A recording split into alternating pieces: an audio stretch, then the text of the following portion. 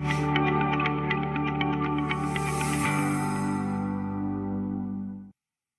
प्यारे देशवासियों, नमस्कार। मन की बात में एक बार फिर आप सभी का बहुत बहुत स्वागत है। यह कार्यक्रम 95वां एपिसोड है। हम बहुत तेजी से मन की बात के शतक की तरफ बढ़ रहे हैं। ये कार्यक्रम मेरे लिए 130 करोड़ देशवासियों से जुड़ने का एक और माध्यम है। हर एपिसोड से पहले गांव शहरों से आए ढेर सारे पत्रों को पढ़ना, बच्चों से लेकर बुजुर्गों के ऑडियो मैसेज को सुनना, ये मेरे लिए एक आध्यात्मिक अनुभव की तरह होता है। साथियों, आज के कार्यक्रम की शुरुआत मैं एक अनूठे उपहार की चर्चा के साथ करना चाहता हूं।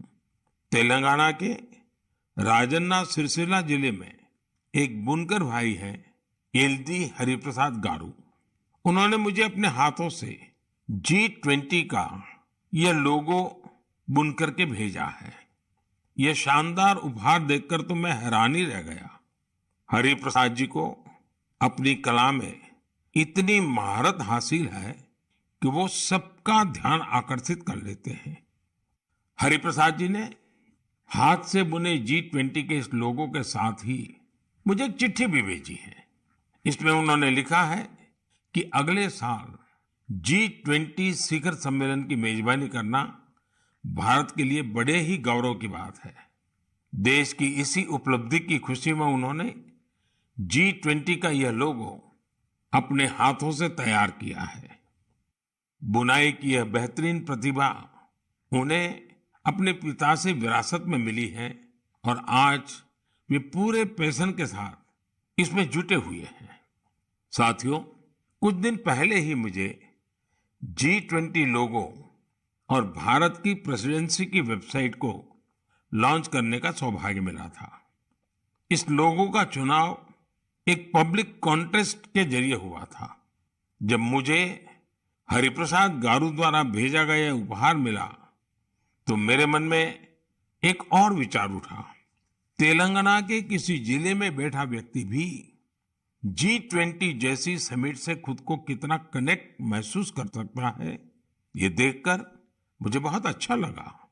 आज हरिप्रसाद गारू जैसे अनेकों लोगों ने मुझे चिट्ठी भेजकर ये लिखा है कि देश को इतने बड़े समिट की मेजबानी मिलने से उनका सीना चौड़ा हो गया है। मैं आपसे पुणे के रहने वाले सुब्बा राव चिल्लारा जी और कोलकाता के तुषार जगमोहन, उनके संदेश का भी जिक्र करूंगा। इन्होंने G20 को लेकर भारत के प्रोएक्टिव एफर्ट्स की बहुत सराहना की है। साथियों, G20 की वर्ल्ड पॉपुलेशन में 2/3, वर्ल्ड ट्रेड में 3/4 और वर्ल्ड जीडीपी में 85% भागीदारी है। आप कल्पना कर सकते हैं, भारत अब से 3 दिन बाद यानी 1 दिसंबर से इतने बड़े समूह की, इतने सामर्थ्यवान समूह की अध्यक्षता करने जा रहा है। भारत के लिए, हर भारतवासी के लिए ये कितना बड़ा अवसर आया है। ये इसलिए भी और विशेष हो जाता है क्योंकि ये जिम्मेदारी भारत को आजादी के अमृतकाल में मिली है। साथियों, G20 की अध्यक्षता हमारे लिए एक बड़ी अपॉर्चुनिटी बनकर आई है। हमें इस मौके का पूरा उपयोग करते हुए ग्लोबल गुड, विश्व कल्याण पर फोकस करना है। चाहे पीस हो या यूनिटी, पर्यावरण को लेकर संवेदनशीलता की बात हो या फिर सस्टेनेबल डेवलपमेंट की, भारत के पास इनसे जुड़ी चुनौतियों का समाधान है। हमने one earth, one family, one future की जो थीम दी है, उससे वसुधैव कुटुंबकम के लिए हमारी प्रतिबद्धता जाहिर होती है। हम हमेशा कहते हैं, ओम सर्वेषां स्वस्तिर्भवतु, सर्वेषां शांतिर्भवतु, सर्वेषां पूर्णं भवतु, सर्वेषां मंगलम भवतु। ओम शांति शांति शांति। अर्थात सबका कल्याण हो, सबको शांति मिले, सबको पूर्णता मिले और सबका मंगल हो। आने वाले दिनों में देश के अलग अलग हिस्सों में G20 से जुड़े अनेक कार्यक्रम आयोजित किए जाएंगे। इस दौरान दुनिया के अलग अलग हिस्सों से लोगों को आपके राज्यों में आने का मौका मिलेगा। मुझे भरोसा है कि आप अपने यहाँ की संस्कृति के विविध और विशिष्ट रंगों को दुनिया के सामने लाएंगे। और आपको ये भी याद रखना है कि G20 में आने वाले लोग भले ही अभी एक डेलीगेट के रूप में आए, लेकिन भविष्य के टूरिस्ट भी हैं। मेरा आप सभी से एक और आग्रह है, विशेष तौर से मेरे युवा साथियों से, हरिप्रसाद गारू की तरह ही आप भी किसी न किसी रूप में G20 से जरूर जुड़े। कपड़े पर G20 का भारतीय लोगो बहुत कूल तरीके से, स्टाइलिश तरीके से बनाया जा सकता है, छापा जा सकता है। मैं स्कूलों, कॉलेजों, यूनिवर्सिटी से भी आग्रह करूंगा कि वो अपने यहाँ G20 से जुड़ी चर्चा, परिचर्चा, कंपटीशन कराने के अवसर बनाएं। आप G20.in वेबसाइट पर जाएंगे तो आपको अपनी रुचि के अनुसार वहां बहुत सारी चीजें मिल जाएगी। मेरे प्यारे देशवासियों, 18 नवंबर को पूरे देश ने स्पेस सेक्टर में एक नया इतिहास बनते देखा। इस दिन भारत ने अपने पहले ऐसे रॉकेट को अंतरिक्ष में भेजा जिसे भारत के प्राइवेट सेक्टर ने डिजाइन और तैयार किया था। इस रॉकेट का नाम है विक्रम एस। श्रीहरिकोटा से स्वदेशी स्पेस स्टार्टअप के इस पहले रॉकेट ने जैसे ही ऐतिहासिक उड़ान भरी, हर भारतीय का सिर गर्व से ऊंचा हो गया। साथियों, विक्रम एस रॉकेट कई सारी खूबियों से लैस है। दूसरे रॉकेट्स की तुलना में यह हल्का भी है और सस्ता भी है। इसकी डेवलपमेंट कॉस्ट अंतरिक्ष अभियान से जुड़े दूसरे देशों की लागत से भी काफी कम है। कम कीमत में विश्व स्तरीय स्टैंडर्ड स्पेस टेक्नोलॉजी में अब तो ये भारत की पहचान बन चुकी है। इस रॉकेट को बनाने में एक और आधुनिक टेक्नोलॉजी का इस्तेमाल हुआ है। आप ये जानकर हैरान रह जाएंगे कि इस रॉकेट के कुछ जरूरी हिस्से 3D प्रिंटिंग के जरिए बनाए गए हैं।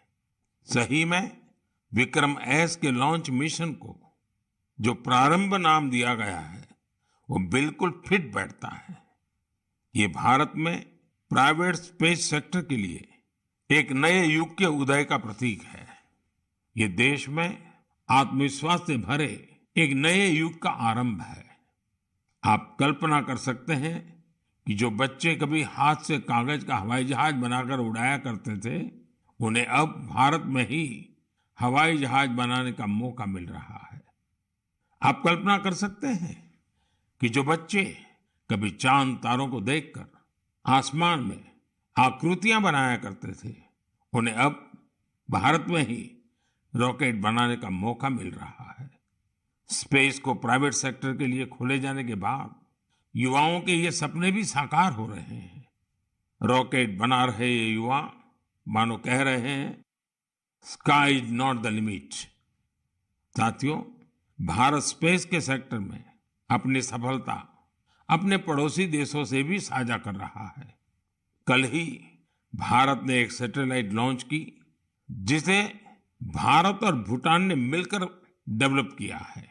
ये सैटेलाइट बहुत ही अच्छे रिजोल्यूशन की तस्वीरें भेजेगी, जिसे भूटान को अपने प्राकृतिक संसाधनों के प्रबंधन में मदद मिलेगी। इस सैटेलाइट की लॉन्चिंग भारत भूटान के मजबूत संबंधों का प्रतिबिंब है। साथियों, आपने गौर किया होगा, पिछले कुछ मन की बात में हमने स्पेस, टेक, इनोवेशन पर खूब बात की है। इसके दो खास वजह हैं। एक तो यह कि हमारे युवा इस क्षेत्र में बहुत ही शानदार काम कर रहे हैं। They are thinking big and achieving big. अब वे छोटी छोटी उपलब्धियों से संतुष्ट होने वाले नहीं हैं।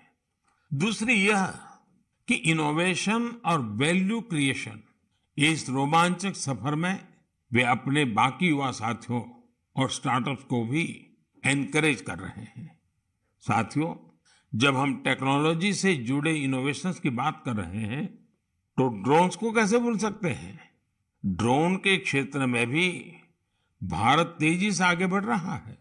कुछ दिनों पहले हमने देखा कि कैसे हिमाचल प्रदेश के किन्नौर में ड्रोन्स के जरिए सेब ट्रांसपोर्ट किए गए। किन्नौर हिमाचल का दूर सुदूर जिला है और वहां इस मौसम में भारी बर्फ रहा करती है। इतनी बर्फबारी में किन्नौर का हफ्तों तक राज्य के बाकी हिस्से से संपर्क बहुत मुश्किल हो जाता है। ऐसे में वहां से सेब का ट्रांसपोर्टेशन भी उतना ही कठिन होता है। अब ड्रोन टेक्नोलॉजी से हिमाचल के स्वादिष्ट किन्नौरी सेब लोगों तक और जल्दी पहुंचने लगेंगे। इससे हमारे किसान भाई बहनों का खर्च कम होगा, सेब समय पर मंडी पहुंच पाएगा, सेब की बर्बादी कम होगी। साथियों, आज हमारे देशवासी अपने इनोवेशन से उन चीजों को भी संभव बना रहे हैं जिसकी पहले कल्पना तक नहीं की जा सकती थी। इसे देखकर किसे खुशी नहीं होगी। हाल के वर्षों में हमारे देश ने उपलब्धियों का एक लंबा सफर तय किया है। मुझे पूरा विश्वास है कि हम भारतीय और विशेषकर हमारी युवा पीढ़ी अब रुकने वाली नहीं है। प्रिय देशवासियों, मैं आप लोगों के लिए एक छोटी सी क्लिप प्ले करने जा रहा हूं। वैष्णव जना तो तेने कहिए जे पीर पराई जान रे। वैष्णव जना तो तेने कहिए जे पीर पराई जान रे। पर दुखे उपकार करे तो ये मन अभिमान नान रे। आप सभी ने इस गीत को कभी न कभी जरूर सुना होगा। आखिर यह बापू का पसंदीदा गीत जो है। लेकिन अगर मैं ये कहूं कि इसे सुरों में पिरोने वाले गायक ग्रीस के हैं तो आप हैरान जरूर हो जाएंगे और ये बात आपको गर्व से भी भर देगी। इस गीत को गाने वाले ग्रीस के गायक हैं कोनस्तांतिनोस कलाइजिस। उन्होंने इसे गांधी जी के 150वें जन्म जयंती समारोह के दौरान गाया था। लेकिन आज मैं उनकी चर्चा किसी और वजह से कर रहा हूं।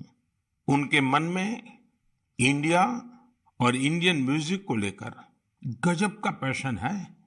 भारत से उन्हें इतना लगाव है। पिछले 42 वर्षों में वे लगभग हर वर्ष भारत आए हैं। उन्होंने भारतीय संगीत के ओरिजिन, अलग अलग इंडियन म्यूजिकल सिस्टम्स, विविध प्रकार के राग, ताल और रास के साथ ही विभिन्न घरानों के बारे में भी स्टडी की है। उन्होंने भारतीय संगीत की कई महान विभूतियों के योगदान का अध्ययन किया है। भारत के क्लासिकल डांसेस के अलग अलग पहलुओं को भी उन्होंने करीब से समझा है। भारत से जुड़े अपने इन तमाम अनुभवों को अब उन्होंने एक पुस्तक में बहुत ही खूबसूरती से पिरोया है। इंडियन म्यूजिक नाम की उनकी बुक में लगभग 760 तस्वीरें हैं। इनमें से अधिकांश तस्वीरें उन्होंने खुद ही खींची है।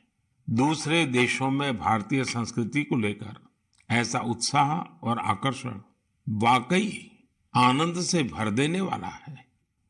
साथियों, कुछ सप्ताह पहले एक और खबर आई थी जो हमें गर्व से भरने वाली है।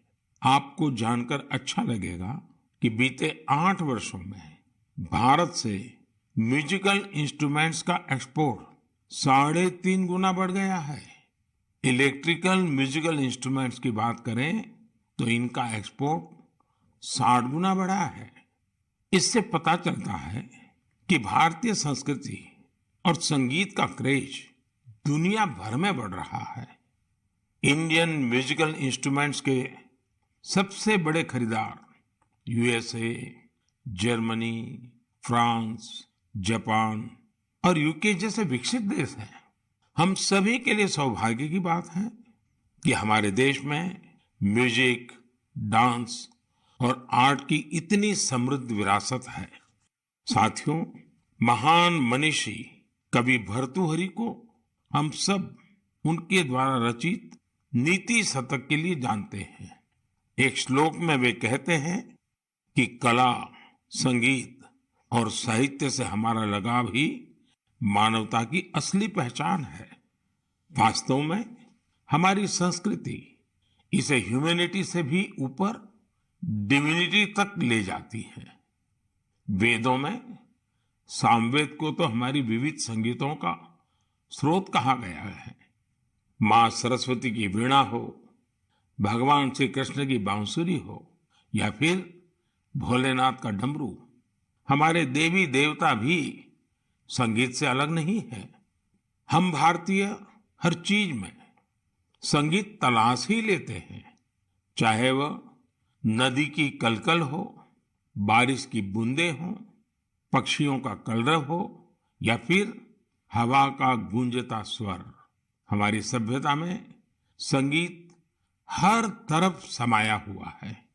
यह संगीत न सिर्फ शरीर को सुकून देता है बल्कि मन को भी आनंदित करता है। संगीत हमारे समाज को भी जोड़ता है। यदि भांगड़ा और लावणी में जोश और आनंद का भाव है तो रविंद्र संगीत हमारी आत्मा को आह्लादित कर देता है।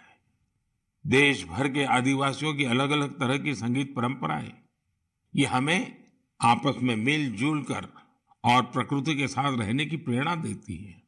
साथियों, संगीत की हमारी विधाओं ने न केवल हमारी संस्कृति को समृद्ध किया है बल्कि दुनिया भर के संगीत पर अपनी अमिट छाप भी छोड़ी है। भारतीय संगीत की ख्याति विश्व के कोने कोने में फैल चुकी है। मैं आप लोगों को एक और ऑडियो क्लिप सुनाता हूं।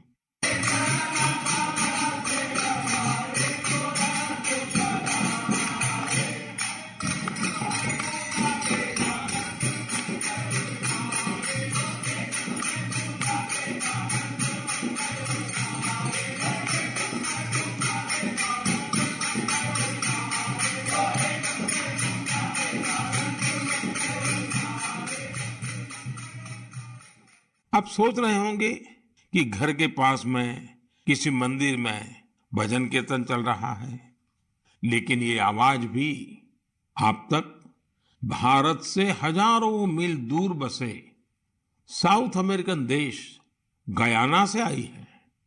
19वीं और 20वीं सदी में बड़ी संख्या में हमारे यहाँ से लोग गयाना गए थे। वे यहाँ से भारत की कई परंपराएं भी अपने साथ ले गए थे। उदाहरण के तौर पर जैसे हम भारत में होली मनाते हैं, गयाना में भी होली का रंग सिर चढ़कर बोलता है। जहाँ होली के रंग होते हैं वहाँ फगवा यानी फगुआ का संगीत भी होता है। गयाना के फगवा में वहाँ भगवान राम और भगवान कृष्ण से जुड़े विवाह के गीत गाने की एक विशेष परंपरा है। इन गीतों को चौताल कहा जाता है। इन्हें उसी प्रकार की धुन और हाई पिच पर गाया जाता है जैसा हमारे यहाँ होता है। इतना ही नहीं, गयाना में चौताल कंपटीशन भी होता है। इसी तरह बहुत सारे भारतीय, विशेष रूप से पूर्वी उत्तर प्रदेश और बिहार के लोग फिजी भी गए थे। वे पारंपरिक भजन कीर्तन गाते थे जिसमें मुख्य रूप से रामचरितमानस के दोहे होते थे। उन्होंने फिजी में भी भजन कीर्तन से जुड़ी कई मंडलियां बना डाली। फिजी में रामायण मंडली के नाम से आज भी 2000 से ज्यादा भजन कीर्तन मंडलियां हैं। इन्हें आज हर गांव मोहल्ले में देखा जा सकता है। मैंने तो यहाँ केवल कुछ ही उदाहरण दिए हैं। अगर आप पूरी दुनिया में देखेंगे तो ये भारतीय संगीत को चाहने वालों की ये लिस्ट काफी लंबी है। मेरे प्यारे देशवासियों, हम सब हमेशा इस बात पर गर्व करते हैं कि हमारा देश दुनिया में सबसे प्राचीन परंपराओं का घर है। इसलिए ये हमारी जिम्मेदारी भी है कि हम अपनी परंपराओं और पारंपरिक ज्ञान को संरक्षित करें, उसका संवर्धन भी करें और हो सके उतना आगे भी बढ़ाएं। ऐसा ही एक सराहनीय प्रयास हमारे पूर्वोत्तर राज्य नागालैंड के कुछ साथी कर रहे हैं। मुझे ये प्रयास काफी अच्छा लगा, तो मैंने सोचा इसे मन की बात के श्रोताओं के साथ भी शेयर करूं। साथियों, नागालैंड में नागा समाज की जीवन शैली, उनकी कला, संस्कृति और संगीत, ये हर किसी को आकर्षित करती है। ये हमारे देश की गौरवशाली विरासत का अहम हिस्सा है। नागालैंड के लोगों का जीवन और उनके स्किल्स सस्टेनेबल लाइफस्टाइल के लिए भी बहुत महत्वपूर्ण है। इन परंपराओं और स्किल्स को बचाकर अगली पीढ़ी तक पहुंचाने के लिए वहां के लोगों ने एक संस्था बनाई है जिसका नाम है लीडी क्रोयू। नागा संस्कृति के जो खूबसूरत आयाम धीरे धीरे खोने लगे थे, लीडी क्रोयू संस्था ने उन्हें फिर से पुनर्जीवित करने का काम किया है।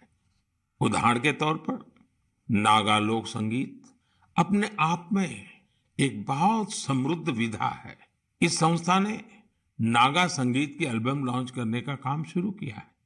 अब तक ऐसी 3 एल्बम्स लॉन्च की जा चुकी हैं।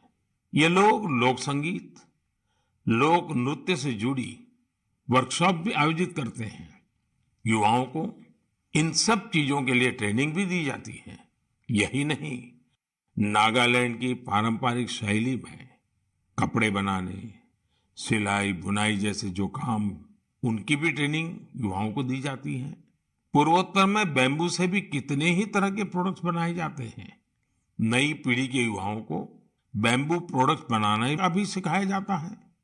इससे इन युवाओं का अपनी संस्कृति से जुड़ाव तो होता ही है, साथ ही उनके लिए रोजगार के नए नए अवसर भी पैदा होते हैं।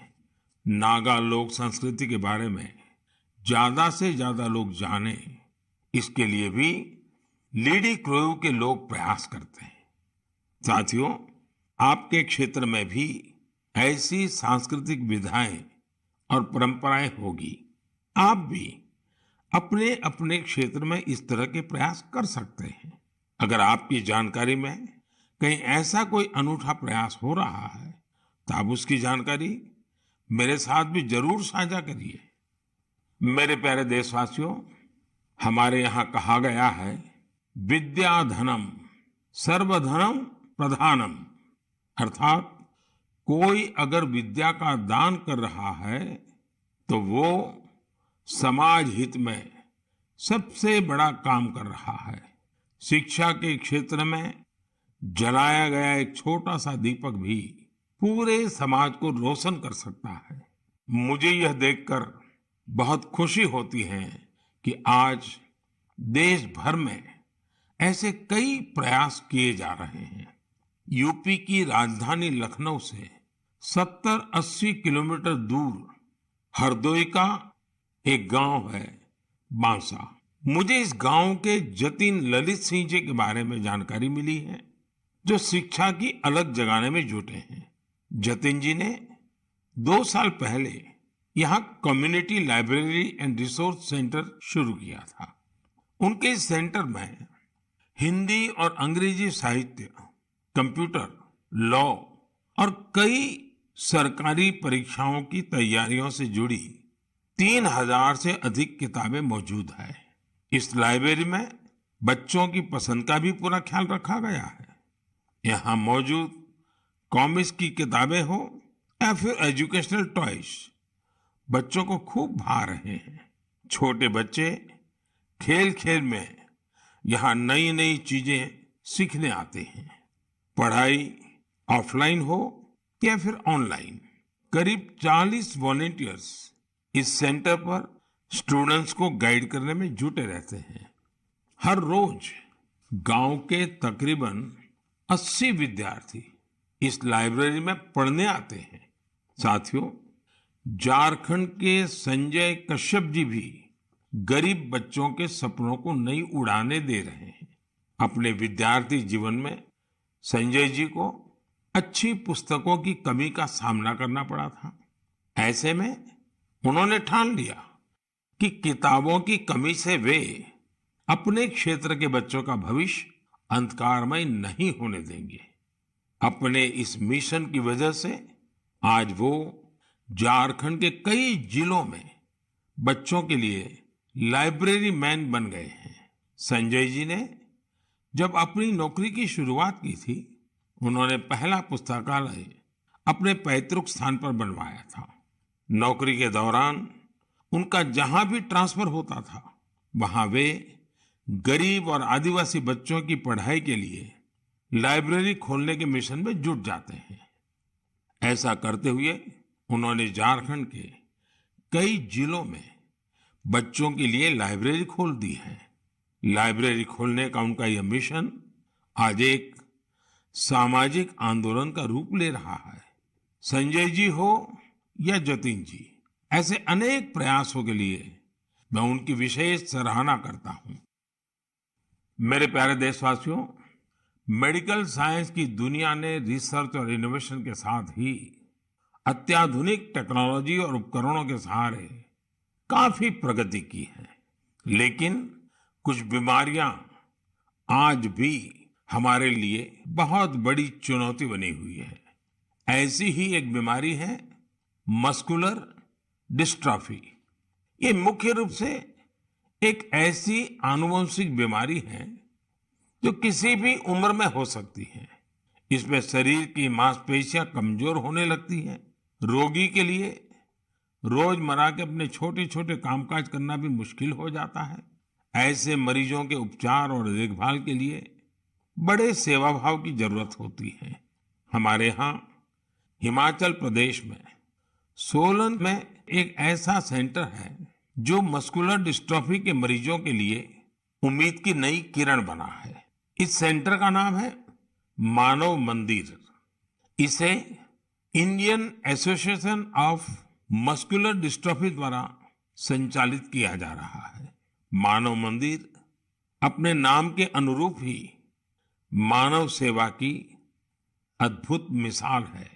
यहाँ मरीजों के लिए ओपीडी और एडमिशन की सेवाएं 3-4 साल पहले शुरू हुई थी। मानव मंदिर में करीब 50 मरीजों के लिए बेड्स की सुविधा भी है। फिजियोथेरेपी, इलेक्ट्रोथेरेपी और हाइड्रोथेरेपी के साथ साथ योग प्राणायाम की मदद से भी यहाँ रोग का उपचार किया जाता है। साथियों, हर तरह की हाईटेक सुविधाओं के जरिए इस केंद्र में रोगियों के जीवन में सकारात्मक बदलाव लाने का भी प्रयास होता है। मस्कुलर डिस्ट्रॉफी से जुड़ी एक चुनौती इसके बारे में जागरूकता का अभाव भी है।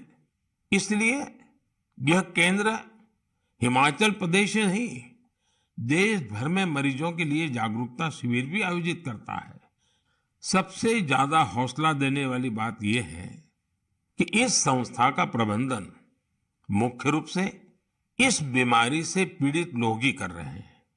जैसे सामाजिक कार्यकर्ता Urmila Baldi ji, Indian association of muscular dystrophy की अध्यक्ष बहन संजना गोयल जी, और इस एसोसिएशन के गठन में अहम भूमिका निभाने वाले श्रीमान विपुल गोयल जी इस संस्थान के लिए बहुत अहम भूमिका निभा रहे हैं। मानव मंदिर को हॉस्पिटल और रिसर्च सेंटर के तौर पर विकसित करने की कोशिशें भी जारी हैं। इससे यहाँ मरीजों को और बेहतर इलाज मिल सकेगा। मैं इस दिशा में प्रयासरत सभी लोगों की हृदय से सराहना करता हूं। साथ ही मस्कुलर डिस्ट्रॉफी का सामना कर रहे सभी लोगों की बेहतरी की कामना करता हूं। मेरे प्यारे देशवासियों, आज मन की बात में हमने देशवासियों के जिन रचनात्मक और सामाजिक कार्यों की चर्चा की, वो देश की ऊर्जा और उत्साह के उदाहरण है। आज हर देशवासी किसी न किसी क्षेत्र में, हर स्तर पर देश के लिए कुछ अलग से काम करने का प्रयास कर रहा है। आज की चर्चा में ही हमने देखा, G20 जैसे अंतर्राष्ट्रीय प्रयोजन में हमारे एक बुनकर साथी ने अपनी जिम्मेदारी समझी, उसे निभाने के लिए आगे आए। इसी तरह कोई पर्यावरण के लिए प्रयास कर रहा है, कोई पानी के लिए काम कर रहा है। कितने ही लोग शिक्षा, चिकित्सा और साइंस टेक्नोलॉजी से लेकर संस्कृति, परंपराओं तक असाधारण काम कर रहे हैं। ऐसा इसलिए क्योंकि आज हमारा हर नागरिक अपने कर्तव्य को समझ रहा है। जब ऐसी कर्तव्य भावना किसी राष्ट्र के नागरिकों में आ जाती है, तो उसका स्वर्णिम भविष्य अपने आप तय हो जाता है।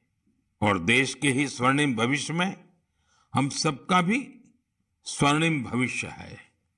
मैं एक बार फिर देशवासियों को उनके प्रयासों के लिए नमन करता हूं। अगले महीने हम फिर मिलेंगे और ऐसे ही कई और उत्साहवर्धक विषयों पर जरूर बात करेंगे।